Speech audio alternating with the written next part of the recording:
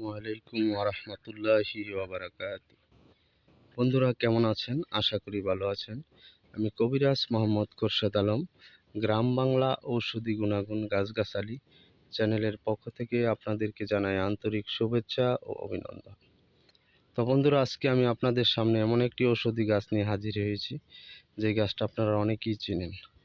তো আগে দেখিনি ঔষধি গাছটি কি। এই যে দেখছেন, এই ঔষধি গাছটি, এই যে এটাতে ফুল হয়।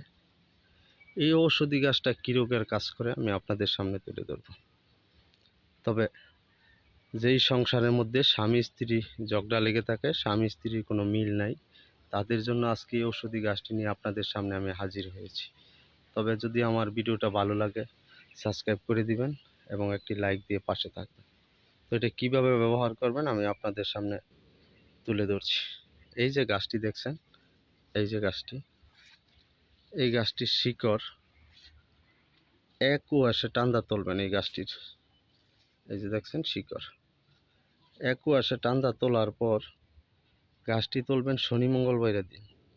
এটার শিকড় যদি স্বামী স্ত্রীর সাথে ঝগড়া করে, তাহলে স্বামীর বালিশের ভিতরে ভরে দিবেন।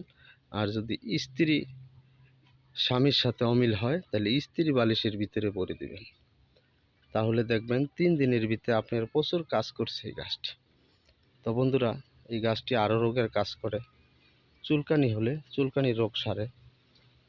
তো যারা এই নিয়মটা আবার আমি আপনাদের সামনে বলে দিচ্ছি।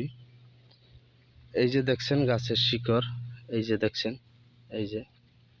এই গাছের শিকড় নেবেন 1 ইঞ্চি পরিমাণ।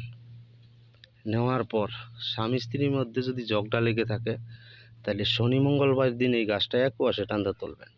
তোলার পর স্বামী যদি অমিল থাকে, তাহলে স্বামীর বালিশের ভিতরে গাছটি ভরে দিবেন। আর স্ত্রী যদি অমিল থাকে, তাহলে স্ত্রী বালিশের ভিতরে ভরে দিবেন। অথবা এটা স্ত্রী কোমরও ব্যবহার করতে পারেন। স্বামীকেও কোমরে ব্যবহার করাইতে পারলে জাদুর মতো কাজ করবে। বিশ্বাস না হয় একবার করে দেখেন। আমি কবিরাজ 100% গ্যারান্টি দিয়ে আপনাদের সামনে আজকে ভিডিওটি নিয়ে হাজির হয়েছি।